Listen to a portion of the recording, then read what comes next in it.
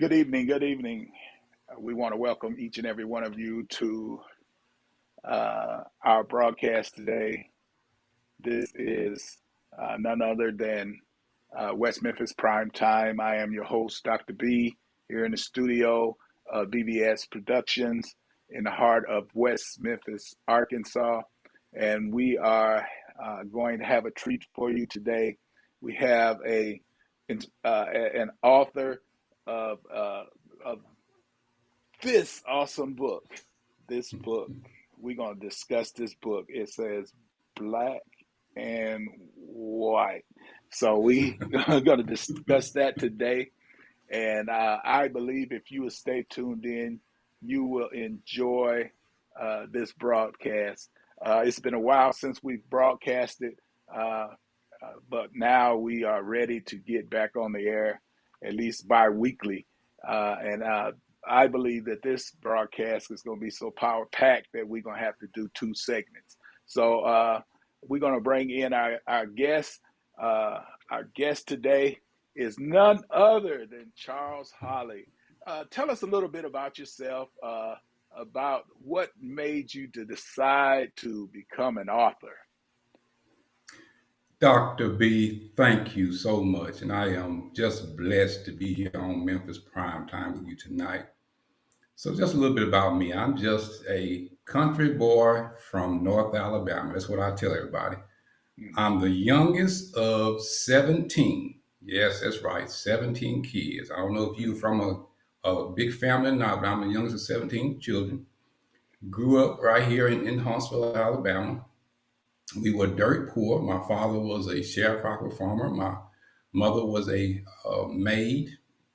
So, we grew up picking cotton, working around on the farm with chickens and hogs and pigs.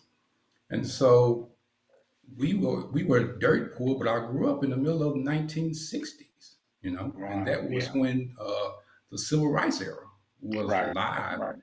uh, and well. And so I got to see some of the Hmm. really, really bad side Hmm. of race. When we talk about the Birmingham bombings and all that, Right. those things hit close to home with me. Hmm. So we grew up through all that time, and I experienced a whole lot of bad things, racial things, Right. but I also experienced some good things as Hmm. well. But what made me really start writing was my son died. I had a 13-year-old son, no major health issues. He was Hmm. playing basketball one day, dribbling down the court, running down the court, and he suddenly collapsed, Wow. fell to the floor, and Hmm. minutes later, he passed away. Hmm. And so the autopsy results revealed that he had a very rare heart condition. Wow. But myself and my wife and my 8-year-old daughter Hmm. fell into deep, dark depression. And everyone communicates their hurt in their own way. Right. Hmm. Um, I could not talk about my hurt, but I could write about it. And Right. that's when I started writing, and I started sending out these little things every Wednesday, just these little thoughts every Wednesday. I call them hump days. Just these little thoughts about what we were going through, but I was trying to express hope. And I got so many replies, so many positive responses from that. Hmm. And so I ended up writing then about my son's death. And the title of the book was When Flowers Fade. And I did not realize that that book would be so popular. It did so well. And we got so much feedback from it, from all kinds of people who had been going through depression, you know. Hmm. And so from there, I just kept writing. I love to encourage people. I love to challenge people. I love to inspire people. And so from there, that's how my book writing career started. Hmm. And but this latest book that you mentioned there, this latest book, what drove me to write this book was what happened on national television in front of millions of people, the murdering of George Floyd. when that happened, that really affected me Mm-hmm. deeply because I thought I had gotten rid of a whole lot of anger, a whole lot of hatred that I had grown up with. But when I saw that, all of that anger and all that hatred and all that hurt just came flooding back. You know? Mm-hmm. And if I was still dealing with it, I knew that a whole lot of other people are probably dealing with it as well. Right. So I wrote this book to try and bring about some racial healing. And so far, I'm just shocked at how well this book is doing. This book won an international award. International award.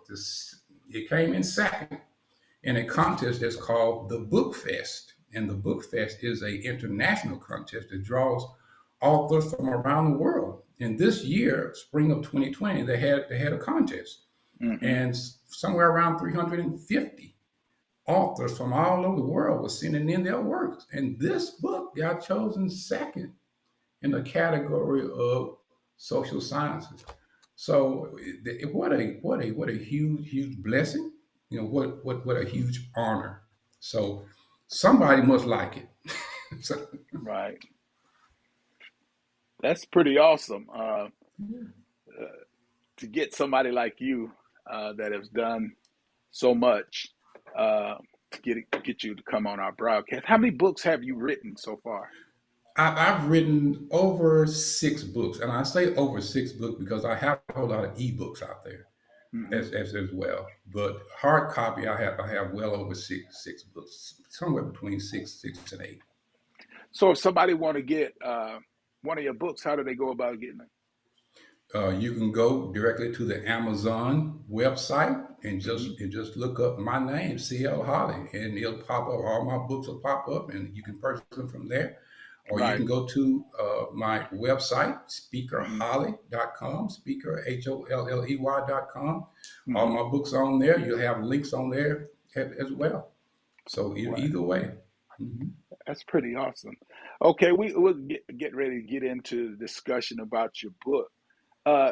Give us just a rough startup as we prepare to start discussing this book. Give us a rough startup. What inspired you to write this book? What uh, how long did it take you to get it going? Just tell us some things that we would want to know. Okay. So the thing that inspired me to write it Hmm. was seeing the great need that we have, not only as Black people, as white people, but as all people. There is Hmm. there is a need in this whole country, and you see it, I see it. There's so much violence, there's so much hatred, there's so much anger. So we need racial healing. We have to have racial healing. If we don't, a war is going to break out that we may not be able to recover from. Right. This we're looking at a possible second civil war here. So something has to be done. So I feel that it's part of my responsibility is to try and help to bring about racial healing. And given my background, since I am definitely familiar with it, I've gone through it, so I know what it's like. Um, but I also have a whole lot of white contacts, Asian contacts, Hispanic contacts. So I'm trying to use all that to try and bring about a huge pool of racial healing, people who can just talk Hmm. about things. Right. But I also want to challenge mainly Black people with Hmm. this book. I wanted to really, really make us sit down and think. So that's Right. why I open up the book with some very, very controversial statements, like Black people can be racist too. Like the slave trade didn't happen because we were Black, you know, and on and on and on. And so I throw those things out there because I Hmm. want us to think and I want us to talk. Hmm. Yeah, that's pretty good because a lot of times I think some of us think that black people can't be racist, but but we all can. I have a question. Um, you wrote in the book. It says you write that racism isn't about color but character. What do you mean about that? So in the book, I use a tree. I'm from the country, okay, so Mm-hmm. I know about plant things. I know when it comes to roots and things like that. When we had to pull up weeds out of cotton fields, we Mm-hmm. had to walk through the cotton field. Every time you saw a weed, you had to reach down and you had to pull it completely out of the ground. You had to make sure you got the roots. Right. Because if you don't get the roots, then Mm-hmm. you're just going to pull off the top and it's going to grow back. Right. So I see things like that. So at the root, so in the book I use a tree, and at the Mm-hmm. root of the tree, I say that this is a person's mind. Mm-hmm. Our mind resembles the roots. Right. Our mind, as human beings, have things like greed, selfishness, anger, hatred. All of these things can be in us, in our mind, right? Right. And then those things then cause what is on the leaves of the tree. When we go on up the tree, Mm-hmm. Mm-hmm. we see that the trunk Mm-hmm. or the wood part of the tree, we Mm-hmm. can say that there can be systemic racism. There can be all these systems that are put into place in order to keep racism intact. And then Mm-hmm. you go on up, and then you got the leaves. Now, Right. what's on the leaves? The Mm-hmm. leaves are simply just the various acts, Mm-hmm. discrimination. All these types of things are represent the leaves of the tree, the Right. violence, and Mm-hmm. all that. And so every tree is a person, and it doesn't matter what color a person is. Everyone can have those mindsets. Right. That's why I say that Black people can be and often are. I have met some, I have people in my family. Believe me, I Right. have a huge family, huge family. And I have people in my family who are racist in that they do not believe that white people and black people should ever Mm-hmm. date, they shouldn't marry, and Mm-hmm. things like that. So it's true. Mm-hmm. All of us can be racist. Racist. We can have racist mindsets. You know. Mm-hmm. So regardless of our skin color. Right. If I can ask this, what is your opinion about uh, interracial marriage and stuff like that? Because I know somebody's going to ask the question, Hmm. and Hmm. so this is something I feel that I should ask. Sure, sure. I base my opinion off of God's word because I am a Christian. I am a minister, and so my opinion has to line up with God's word. And so I don't see anything at all wrong with interracial marriage. Nothing at all wrong with it because God sees us through our character, through our hearts. You Mm-hmm. know, I have a daughter, beautiful young daughter, Mm-hmm. and I would not mind if she dated a white person, Hispanic, Asian, whatever race, as long as the person's character Right.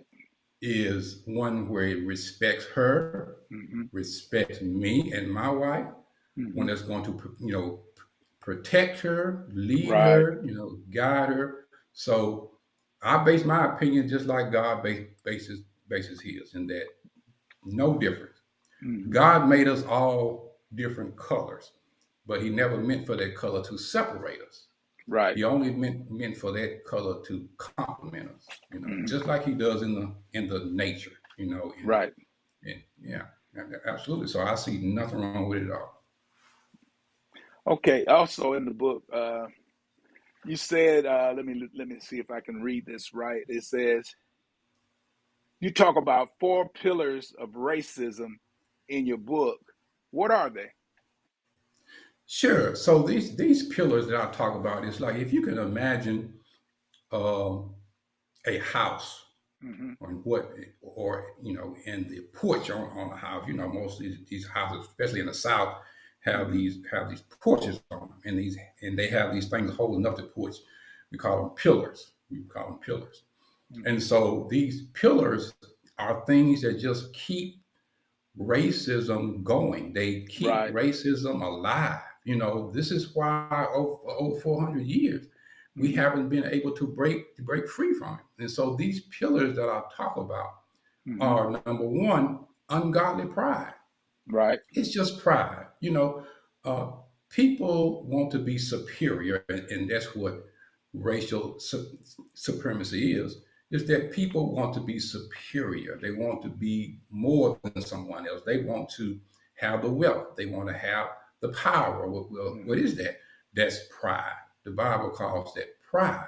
You know, when the Bible says, "Do not think more highly of yourself than you ought, but with Right. sober Mm-hmm. judgment." All right. Mm-hmm. So first pillar then is just pride. It's just Right. pride. And then the second one is fear and Mm-hmm. hatred. Fear and hatred. And those two things to me go together. To me, they are Mm-hmm. like brothers, fear and hatred. Mm-hmm. Because people use fear to make people hate. Mm-hmm. They're coming to get us. They're gonna take Right. something Right. from us. Right. Yeah. You know. Mm-hmm. If we let them free, we're not gonna have anything. Right. It's Mm-hmm. fear and hatred, and so people use those two things in order Mm-hmm. to stir up strife. Okay, so that's Right. number two. And number three is lies and ignorance. Mm-hmm. Lies and ignorance. Have you ever heard someone say something completely ignorant when it comes to Mm-hmm. race? I Yeah. have. Right. Right. I mean, stuff that's Mm-hmm. just far out, but it's lies Mm-hmm. and ignorant. Right. Lie. So that's no, so that's three, and then the fourth one is really really huge. Passivity. People just being passive. There are a whole lot of people out here who know that Mm-hmm. racism is wrong and probably don't like it when they see it, Right. but they won't do anything about it Why you think that is? because they don't want to risk their position. Mm-hmm. They got it pretty good, you know, and they don't want to risk losing their status, Mm-hmm. their wealth, their possessions, their position among their so-called friends. Mm-hmm. And so rather than to risk any of that, they'll just turn their head or they'll just cover up their face, they'll just pretend that they don't see it. Right. And that's just being passive. So those are the four things that I talk about. And I see it all the time. I got to ask this because I see this, and I see this all the time. We talk about racism now. Sometimes I believe there's racism between light-skinned Black African Americans and dark-skinned African Americans. Can you kind of explain that to us and where you think that may have come from? Absolutely. Absolutely, I do. Yeah. Absolutely. In fact, I tell a story in the book. In Hmm. fact, I write a whole chapter on white challenges and black challenges. And one of the black challenges I give is to acknowledge that there is racism among us, Hmm. among light skin, among dark skin, among us in general. I mean, and Right. I tell a story in that book to actually illustrate that, a true story that happened Hmm. to a friend of mine who happens to be a black business owner. I tell a story about another black manager discriminated against my friend who is a black business owner. And so, Hmm. yes, absolutely. And it did not start with the slave trade. Unfortunately, we can't blame it on the slave trade. So it started We before then. before then, Ah. we can go back thousands of years ago Hmm. with the ancient black civilizations Hmm. that ruled the So you, Kushnites. so you The telling me, Kushnites. You know, go. Timothy, we we can't blame this on the white folks. No, absolutely not. Okay. Absolutely not. We could go all the way back to ancient black kingdom, brother. Egypt, in the Bible, Exodus, the Right. Egyptians in the Bible were black. They were Right. black. Right. A And lot of people so, don't and know that so, now. yeah, Yeah. absolutely. A lot of people don't know Absolutely. that. You're absolutely right. The Kush ancient kingdom Hmm. conquered black people, but they also conquered white people as well. Hmm. But they also enslaved them both, black and white. And Right. so, we've had this issue between us for thousands of years Right. before the slave trade came. So, the slave trade still gave some of us opportunities at wealth Hmm. and power, and we Right. took that as opposed to helping our brothers and sisters who look Right. like us. You know, Hmm. Sure did, sure did. Wow. hmm That's Yeah, I bet for some people that's an eye opener, and I bet hmm for some people they don't want to believe it. So right. sometimes we get in denial. We want to think it. hmm We look at to blame other folks, and then Yeah. sometimes it's within our own. You know, hmm so hmm it's kind of interesting. Uh, it's something else I read. It says some some popular black authors say blacks cannot be racist, yet you say they can. Why? Well, some authors say that because they base racism on power. Right. Okay, and they say that the group that owns the power, Hmm. okay, is only the group that's in a position to be racist. Hmm. And so they say, therefore, since black people and most people of color are not in position of power, then it's impossible for them to be racist. So Right. they base their whole thought process off of who has what. Right. I base mine off of who thinks what. Right. Now, when I was young, we Hmm. lived in this neighborhood where they were white people lived Hmm. among us because they were just as poor as we were. I mean, Right. they worked out in the same field, picked the same cotton, and Right. everything. And some of them were racist. They were dead out racist, but Hmm. they were poor. They had no power. Right. They had no offices. They Hmm. had no money. They Hmm. couldn't do anything to us as far as power. But Right. what they could do was string us up and hang us, because that don't Yeah. cost nothing. Yeah. Yeah. A rope. That's all. A That's rope. all. Yeah. You see, Hmm. so it has nothing to do with power. Right. That's why I based the whole book on character. Hmm. It's about us. It is about us. A racist can be poor, or a racist can be middle class, or a racist can be rich. It Hmm. don't really matter. If you got that mindset, it doesn't matter what you have. The Right. Bible, the Bible says, as a man thinketh Right. in his heart, Hmm. so is he. Hmm. So that's where we differ. Is I Hmm. talk about character, they talk about possessions. You know. Right. Let me ask this, because I know somebody's going to think this. What do you want people to get out of the book? I want them to do a thorough self-examination. Hmm. And I even say that in the book. I have 4 points, four Right. things I want to happen. And the fourth thing is I want people to examine themselves, Hmm. truly examine themselves, and ask this question: Have do I have any racist thoughts Hmm. or any racist ways about me? Hmm. And if I do, what do I need to do to get rid of it? Right. That's the main thing, because in the end, as I write, I can't change you, Dr. B, Hmm. and you can't change me. Hmm. And I think what we're spending a whole lot of time doing, too much time doing rather, is trying to change other people. Right. We're either trying to point out who the races are, Hmm. or we just trying to attack people, Right. you know. So I can't change anyone else. No one else can change me. But Hmm. you and I can both look at our own lives and we can examine ourselves and Right. we can say, I need to get better at X, Y, or Z. So And we need to work on ourselves. right, absolutely. Okay. Absolutely. Absolutely. That's the only person that we can change in the end is us. Okay. Something else you talked about in the book. Let me look at this. It says you talk about racial healing and unity. In your opinion, what are the two of the important ingredients to Hmm. promote racial healing and unity? Wow, that's a Now great that's a question. big one. Now that's a big one. It's a big one. That's a great question, Dr. B. That's good.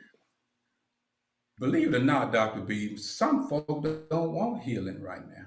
Right. I even heard a black person say that on Hmm. national television when I was watching this certain broadcast. Hmm. They was talking to this black person and they had gone through something very traumatic. The whole town had gone through it. The Hmm. town had been attacked. And this black person said, but we don't want to talk about healing right now. Right. And I thought, wow, okay, that's not good because you can't get justice without getting healing. Exactly. Um, we can pass laws all day long, Dr. B, Hmm. and it's a good thing to have a civil rights act and so forth and so forth. But people are going to find ways around things that they don't want to do. Right. And so that's why it's so important that we have to have true racial healing. And what that Hmm. means is we got to tell the truth. Hmm. We got to tell the truth. We got to tell the truth about the past. We have to tell the truth about the present. And there's so much going on now where there are certain people who just don't want the truth to be told. Hmm. And they don't want people to learn, and so they are beginning to ban, Hmm. certain books and Right. but we have to have truth because the truth, the Bible says, shall make you free. Right. We got to have truth. But then the second big thing for racial healing and racial unity is this: we got to have forgiveness. Exactly. We got to have forgiveness. You can't do it without truly forgiving. And it's not just the black people forgiving the white folk. I'm finna get into trouble on your show. Yeah. it's, not, Get me in trouble.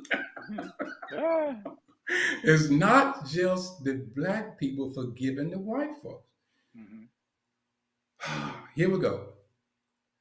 There are some white people that we need to apologize to. Right. Well, why? Because Yeah, you're gonna have to explain oftentimes, that to some folks. oftentimes we can say things Right. as if every white person is guilty of it, Hmm. and they're not. Right. They're not. And so I get it that we are passionate people, Right. and we are, and how can I put it? We are an expressive people, Hmm. and sometimes people can mistake that for anger. You know, Right. Get loud. um, You'll find out. right? So, Angry. Angry black so man.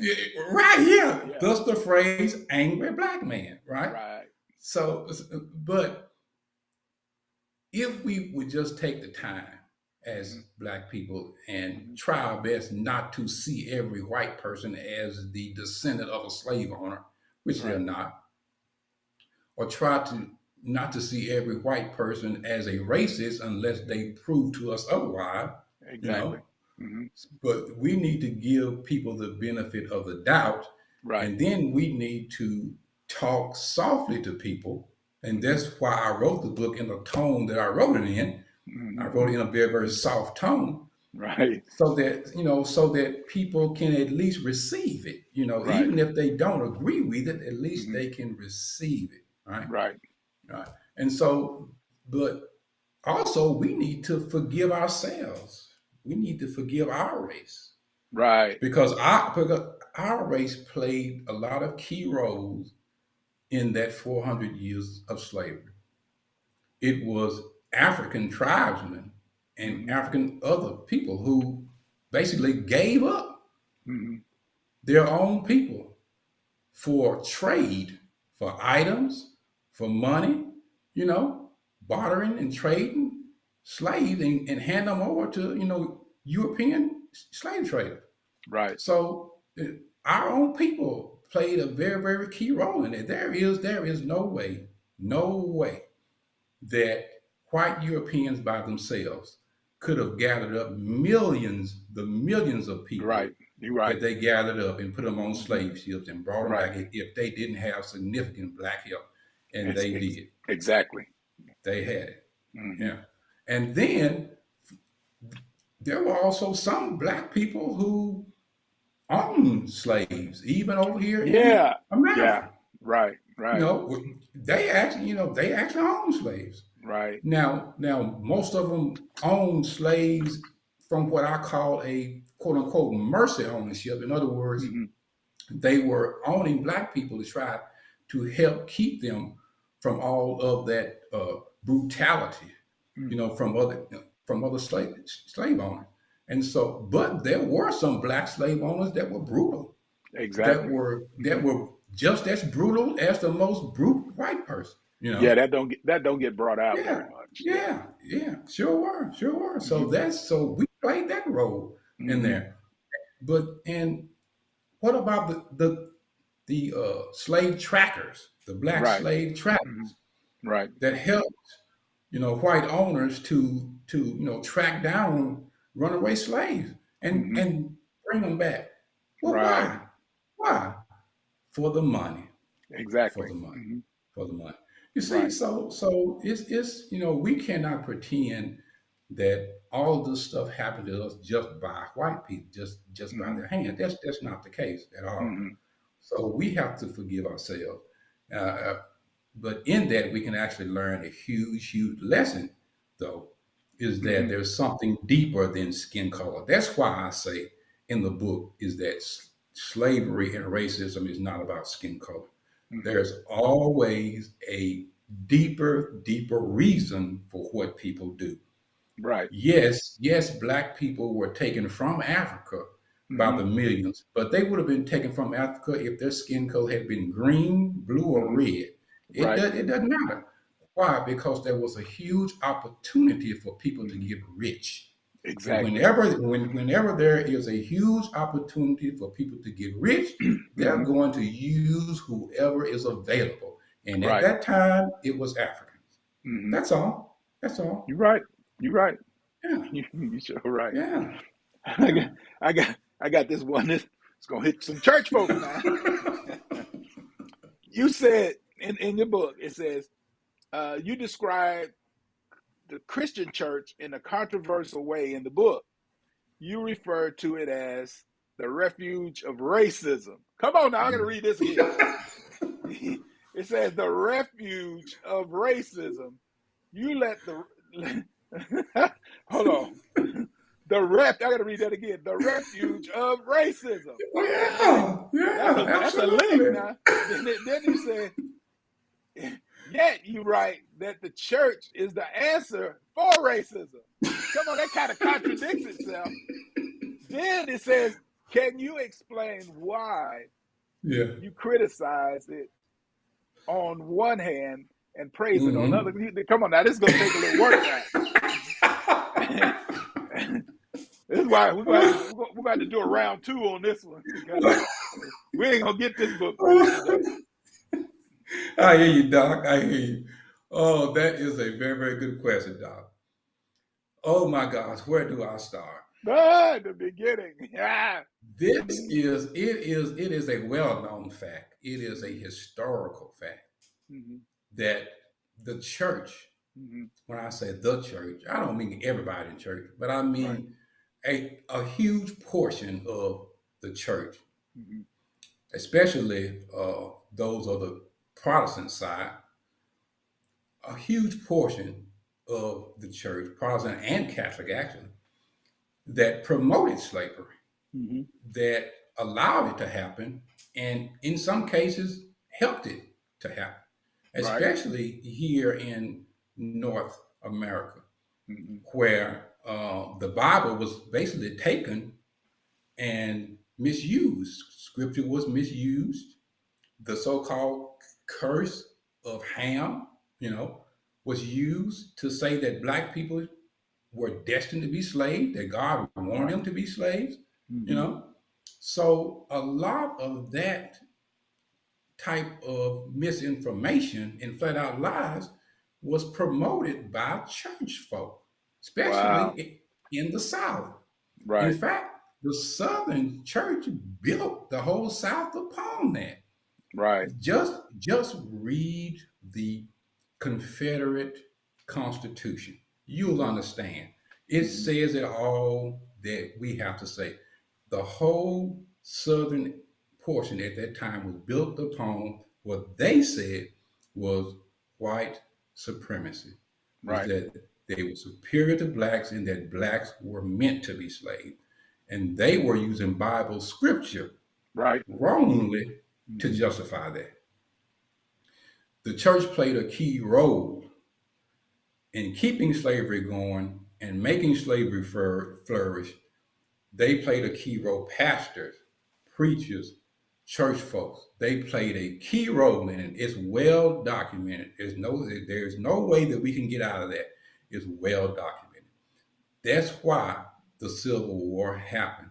You know, it, is that the church had made slavery such an important part of their whole society You that they said a church? feared. Yes, yes, yes. The church. Uh, you know, why do we think we had so many church splits? Why do we have so many black denominations and white denominations? Go back in history. Go back in Hmm. history. They split. They Right. split. Why? Because they were white congregants who felt that black congregants were not their equal, and they Right. couldn't pray together. They couldn't worship together. They had to sit somewhere else in the other part of the church. So black people got tired of it, and they left and formed their own denomination. But Now, they kept that denominational name. You so is know, that where the so balconies came from in the church? They put the blacks up in the absolutely, balcony. absolutely, Okay. absolutely, absolutely, That's why. absolutely. I'm gonna tell you a truth. I'm gonna tell you the truth. That's why I don't like today to go sit up in the balcony. I, I've done it a couple of times. I've done it here lately because I got to church late. But I don't like sitting in the balcony for that reason. Absolutely, Yeah. absolutely, yes. But what it was. But Doc, that was circulated. That mindset, though, that mindset of superiority, Right. caused all those divisions and ended up having black congregations and white congregations. But it did so much damage, though, Doc, until it's still affecting us today. Right. We still have not gotten over it. So it boils down to people in the church or who call themselves people of God who did not want to follow Bible. They were more interested in wealth, power, prestige. Hmm. So that's why I say the church was a refuge. A refuge, of course, is a place where people feel safe. Right. And racists felt safe in the church. In fact, in the 1920s, 1930s, some white churches would actually invite the Ku Klux Klan in robe to come to church and took pictures, you know. So it's like inviting something that God does not like into the church. Right. And so they made racists feel safe in that they would never challenge them, they would never call their ways out, they would never tell them the truth, but they would just cuddle them and protect them. So that's why I say that the church was the refuge of racists. There were a whole lot of pastors who were just scared, or they were either racist themselves, or they were just scared. I'm not going to bring this up because I know how my people feel, type type issue. So That's why I call it refuge. Now, how is the church the answer? Because in the book, I plainly say that the answer has to be a person's heart, that our hearts need to change. That's why I say we need to take a self inventory. That the church, when the church rises up and really does live out the true meaning of the Bible, which means love your brothers and sisters regardless of what they look like, love them and set that example and set that pattern for the world to see, then things would change. But the church can do it. And I believe the church is going to do it. I Right. really do. I believe that there's going to be a nationwide and even a worldwide revival where people are going to truly start turning to God's word and loving each other like they should in the church, so that the church can set the example for the world, and then the world will change. So I still think that the church is the greatest power Hmm. upon the face of the earth that Right. Jesus Christ shed his blood for and died for. And I believe that our only way out now, Doc, seeing Hmm. what we're going through, is if and when the church wakes up. Right. Yes. Hmm. Wow. That's heavy. Yeah. You probably done made a few folk upset on that Or one. I probably have.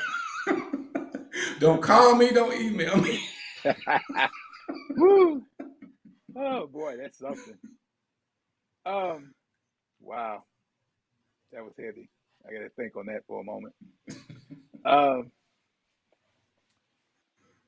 how do we come together? Um, it's something you hear all the time, but it's something that we need to know. How do we bring Hmm. folks together and Right. settle our differences? Hmm.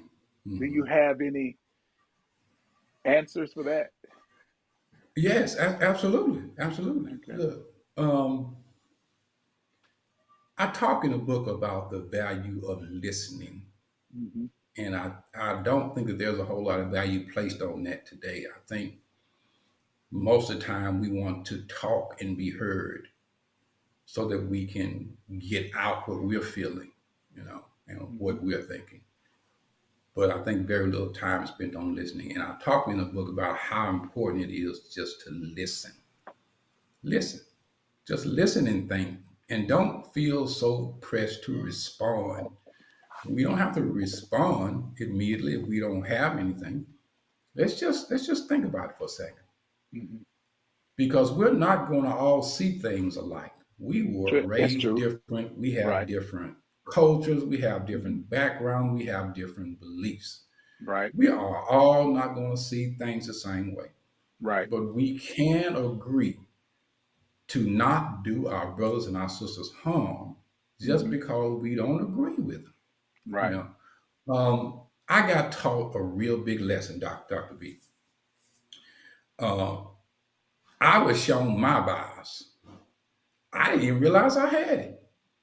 But it was a white guy who had a big rebel flag across the back of his truck Right. that showed me my bias. Okay, so let me tell you, this guy I worked with a long time ago. This Hmm. is many years So ago. this is somebody you knew. Yes, yes, absolutely. Hmm. Um, so he and I met because we worked at the same plant. And so he was a tall guy, 6'2", bearded. I mean, looked like one of these Harley bike riders, like one of them Right. kind of just bite your head off. Right. And I got to know him and found Right. out that this guy was just a big gentle bear. I mean, Right. he loved people. He helped folks. He helped me. We became friends. Right. Close friends. And one day he invites me to lunch, and he says, "I'll drive." Well, I never saw his cars. I didn't know what he drove. So we walked outside and we started walking toward what appeared to be his truck because he walking to it. And I looked at the back of the truck and this huge rebel flag across the back window. I stopped walking and I pointed the flag and I said, "Hey man, what's that?" And he looked at me like he was puzzled and he was like, "What's what?" And I said, "What's that flag on the back of your truck?" He said, "That's a flag." Like, why you asking me that? And Right. so I walked, got in the truck, and on the way there, I started talking to him about what that rebel flag means to black folk, the history behind it, what it meant to me, all Right. through lunch, Dr. B. I was sitting there talking to him, explaining to him, and he just sitting there just listening. Okay. All the way back to work. And so I'm thinking, because he didn't really put up a huge fight, that he just didn't know. And that he was probably going to take it off. Well, Okay. well, Okay. yeah. And so he was like, "Nah, I hear you. I hear what you're saying, but you don't understand." And so he started talking to me about how he felt and why he drove around with that big old flag. Mhm. And so he and I kind of bumped heads, Right. about it. And so I just kind of backed off of him and I said, "I'm just going to watch this man. I'm just going to see who he really is." And so a Right. few weeks, I just watched him. I just watched him. I just watched him. Watch who he hung out with. Watch who he talked. Because I knew who the actual racists were. And Right. I just watched him. And he still proved to be the same old guy that I thought he was. He's just a Right. genuinely good guy. And then one day he said this to me. Why you He don't say said, nothing? he said something to me that really changed my whole outlook though. He really did. He said, "Charlie," he said, um, some people do use this flag to symbolize racism and hatred. And he said, "I think that that's absolutely wrong." You know, and he said everybody's ancestors have done something wrong. Right. Mine have, and your ancestors had too. And I went, "What? My ancestors?" He said, "Yeah, yeah." And he said, you know, I know that we often think about Southerners at that time as just racist, but Hmm. they were more than that. They were more than what they believed about that. He said, "I hate that they had to put people through slavery, Right. you know, but they were more than just slave owners. They were husbands, they were fathers, they were neighbors. That wasn't all that there was to them. you Right. know. So we really should not judge them just based on that alone. Hmm. And he says, what they did was absolutely wrong, Right. but that's not all about who they were. You know. Right. Right. And I sat back, I got to thinking, and I said, Made you think, huh? yeah. And I was like, yeah, you know what? You're right, because I got a cousin Willie, and he stayed drunk all the time. But the thing about Willie is when you call him and say, "I need some help," he gonna be there. Right. He might be drunk and stumbling over, but he gonna be Right. there. Hmm. And I said, and so I would hate for somebody just to sum up Willie by saying Willie is just as drunk, Right. but he's not. He's not. There's more to Willie than that. Made you look at it things You know? another angle, huh? Yeah. Yeah, absolutely. Absolutely. But I thought, now here was my bias showing Dr. B. I thought that every white person who had that flag Right. was racist. And here I was talking to one who got a big old cross the back of his window. and ain't no racist. Right. Ain't no racist. You had And it I for thought, another reason. wow. Had it for another Wow. reason. I thought, Right. wow, wow. That's how we come together, Doc. We gotta Right. listen. We Well, gotta Doc, listen. we are getting to a point to where we need to kind of get ready to cut this segment off. No, no. And we can go about another 8 9 minutes, but we need to prepare for a second part because we ain't going to be able to get this done. This Absolutely. is too much, and the time just flew. Yeah, I didn't think it had been 52 minutes already, but it's been good. I want to ask you one other thing. Let me see which one was that. Let me see. It says, after reading your book, some people of color might ask, why would you, the son of a slave brought to Alabama from Virginia, actually defend white people in portions of your book? Oh yes. Oh, Doc, that is Why? a good question. Why? Why? Why? Why Folks you want to talking good know. about the man? Folks want to know. Look, I say it like this.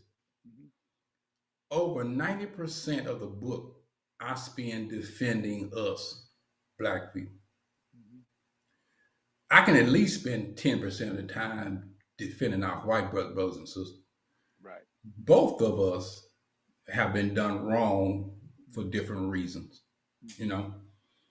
And even the Bible tells us, the Bible talks about being true, telling the truth, and actually taking up for people who have been misunderstood. Okay. And in those portions of the book, I actually set it out and explain. And I say, listen, all white people who fought for the South were not racist. Right. And some people may say, well, no, that's not true. Well, that actually is true. We have history, we have journals, we have a whole lots of things of white people, some of them who fought for the South, Mm-hmm. who did not believe in slavery. They did not believe in slavery, but they fought for the South. Well, why? Right. Because they wanted to keep their homes and their wealth and everything else intact. Right. They feared, they feared that if the North won the war, They lose that they everything. would that they would lose everything. Right. They Right. weren't racist, didn't even own slaves, didn't even believe in it, Right. but they fought for the South. So those are the types of things that I make mention of in the Mm-hmm. book because I'm trying to help people of color to be able to communicate about a very difficult subject matter, but we have to be knowledgeable too. We can't Right. just Right. communicate in ways that are just damaging and Mm-hmm. destructive. Right. So that's why I defend our white brothers and sisters over some things. Mm-hmm. Just like I defend the Asians, I defend natives, I defend Hispanics. I mean, you go throughout the book, Right. So yes, absolutely. You know, you mentioned Asians. I remember a guy back some years. I ain't gonna get too deep into it, but some of the things that we say, we don't realize sometimes that are offensive to other races. We use it in our everyday speech, but when you look down in what we're saying, some of the things we say and don't even realize it because it's just something we've always done, Hmm. have a racist tone to it. Yes. So one day I did this, and I did it on the job, not knowing, Hmm. and this guy was very offended. Hmm. And then I had to look at myself and examine Hmm. myself in that situation Hmm. and say that uh, I got to Yeah. check some of the words that I say um, because Hmm. it can be very hurtful. And I hurt the guy bad, Hmm. and Hmm. our relationship was never the same. So Wow. we have to Wow. be careful in Hmm. order to heal, to Yes. come together in unity. We have Yes. to. look at things not just from our way, but from another person's viewpoint. So Hmm. Hmm. uh, that was Absolutely. very very eye opener for me Hmm. in that Hmm. situation, especially when Absolutely. he was a supervisor and I was a supervisor, and Mm. uh, Mm. we supposed to be polished. We supposed to Right. not do Right. that. And Right. and when I did that, and no matter Mm. how many times you apologize, it just Yeah. ain't enough. Right. But Right. and this guy explained to me how his people had gotten during World War II. His Hmm. his mother and father had got put in a camp Yes. in Yes. Little Rock, Yes. and Yes. so Hmm. I didn't know this. Yes. I had never heard of this, and Yes. so we gotta not only look at our shoes, but we gotta look at the shoes other Hmm. people wear, so to make sure that we're not Exactly. offensive. So uh, Hmm.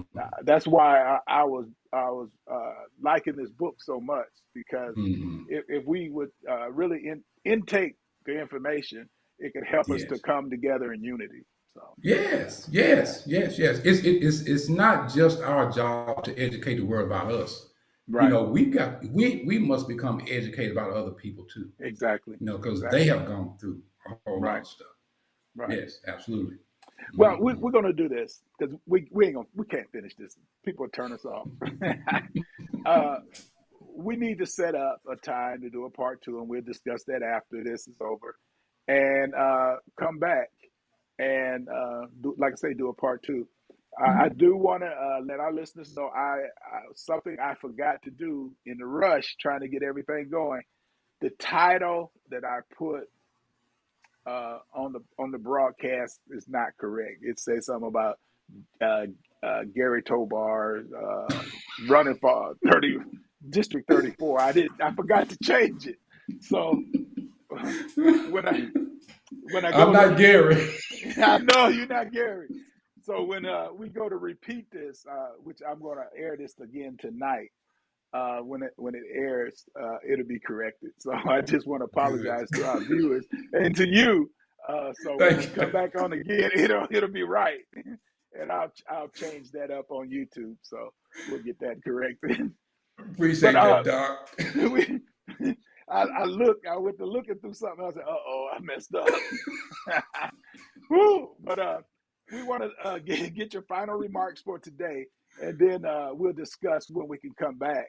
I'm hoping maybe we can do it next week. I Yeah. want this to be fresh in people's minds. I want people to talk about it. I gotta go. I gotta go on Amazon and buy a couple of books. I'm not gonna do like some folks. Hey, bro, give me a book. So I want to send you the. So I'm gonna buy them. So I'm gonna buy a couple of books this week and give them to a couple of people that I think would be benefit from these. So Great. yeah, Awesome. just like I say, Awesome. go ahead, give us our final remarks. I ain't gonna ask you to close us in prayer or nothing. Give us our final remarks, and then we'll cut it, and we'll come back again. Hopefully, we can come back the same time next week. Yeah, that would be Okay. All great. right. Yeah. Black and Okay. White. The book title is Black and White Healing Racial Divide. Black and White Healing Racial Divide. Get your copy, please. You can go to our website at speakerholly.com. Speaker, HOLLEY.com. Speakerholly.com. Go out there. All my books are there. And if you're looking for a speaker, especially for Juneteenth or some other occasion, get in touch with me. Get in touch with me. I love speaking. I love sharing. I love inspiring. Thank you, Dr. B, for having me tonight. All right. You take care and be blessed. Thank you now.